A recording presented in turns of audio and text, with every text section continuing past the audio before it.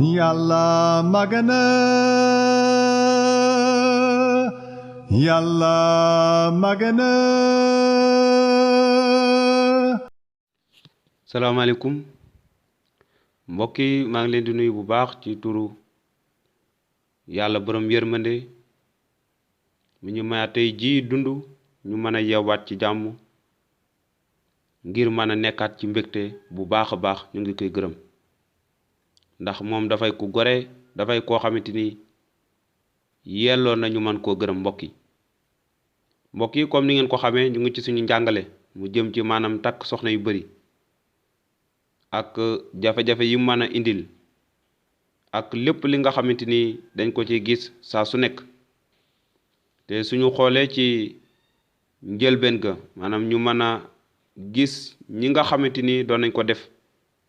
moo xam ci kóllëre gu njëkk ga te ñu gis li nga xamante ni moom mooy Lémek mi nga xamante ni moo njëkkoon a nekk nit ki nga xamante ni dafa takkoon ay soxna yu bari te ñu koy gis ci njëlbeen ga saar 9 aaya 19 ba ñaar 21 ñu gis tamit li nga xamante moom mooy njabootu Ibrahima tamit ñu def ko ñu gis li weesu gannaaw mbënn ndox ma jamonoy nooyin nit ñoo ñu ngi ko doon takk ay soxna yu bari ñu gis tamit Daawuda gis li nga xamante gis keneen tamit muy Salomo waaye mën nañoo xalaat ne lan moo tax ñooñu doon takk soxna yu bari waaye ñooñu ñu ngi ko doon def waaye dafa fekk ne kóllëre gi nga xamante ni moom la yàlla digge woon te muy kóllëre gu mat gi nga xamante ni bu ñëwee waroon naa matal lépp ak sa gutoon waaye jamono bii yàlla dafa doon àtt nit ñi niki seen ngëm waaye jamono bii tamit yàlla ci boppam li mu digge woon matagutoon waaye dafa leen doon bàyyi gannaaw doonte sax dañoo juuyoo ak li nga xamante ni moom la yàlla tëraloon ca njëlbeen ga waaye taxul mu nekk li nga xamante ni moom mooy coobare yàlla doonte nit ñaa ngi ko doon def waaye du woon coobare yàlla man naam ngay xalaat naan waaw lu tax yàlla bàyyi nit ñooñu ñu ko doon def waaye du woon coobareem déedéet yàlla daf leen doon seetaan rek ñuy jëfe waaye loolu dafa nekkoon li nga xamante ni moom mooy bëgg-bëggu nit ci boppam waaye dafa nekkoon tamit jëf ji nga xamante ni xolu nit ci boppam dafa dëng te dafa doon xët lépp li nga xamante ni moom mooy ndigal yàlla yi nga xamante ni moom la tëraloon dépp ca njëlbeen ko waaye loolu du coobare yàlla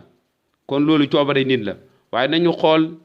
ci li nga xamante moom mooy kóllëre gu bees lan la Yeesu Christ wax maanaam ci nit ki nga xamante dafa takk soxna ba pare tàggoo ak moom ngir xamal ne kon yàlla li mu namul góor ak jigéen mooy ñu ànd ñoom ñaar waaye tamit waruñoo tàggoo ñoom ñaar kon nañu jàng ci Luc chapitre 17 aaya 17 mu ne ku fase sa jabar ba noppi takk keneen njaalo nga te ku takk jigéen ju jëkkëram fase njaalo nga kon gis nañ Yeesu Kirist ci boppam moo wax kàddu yi mu ne ku takk jabar waru koo fase waaye boo fasee sa jabar ba noppi takk keneen ko njaalo nga kon amoo droit fase waaye li yàlla takk kenn waru koo xajamal lu dul rek maanaam njaalo rek moo leen war a tàggale bu fekk mënoo baal sa jabar waaye njaalo nga te ku takk jigéen ju jëkkëram fase njaalo nga waaye dem ku takk jigéen joo xamante ni maanaam dafa génn ci sëy ndax ay jafe-jafe wala coobare boppam wala ñàkk diggoo waaye yow ci sa bopp njaalo nga ndaxte ku takk jigéen ju ñu fase loolu la Yeesu Christ wax njaalo nga kon dañuy gis ne yàlla li mu bëgg góor ak jigéen mooy ñu ànd ba faw maanaam ànd seen giru dund gépp ba nga xamante ni dee ci boppam rek moo leen di tàqale ndaxte coobare yàlla ci li nga xamante moom mooy sëy dafay mbir bu nga xamante ni yàlla ci boppam moo ko sos te lim ci jublu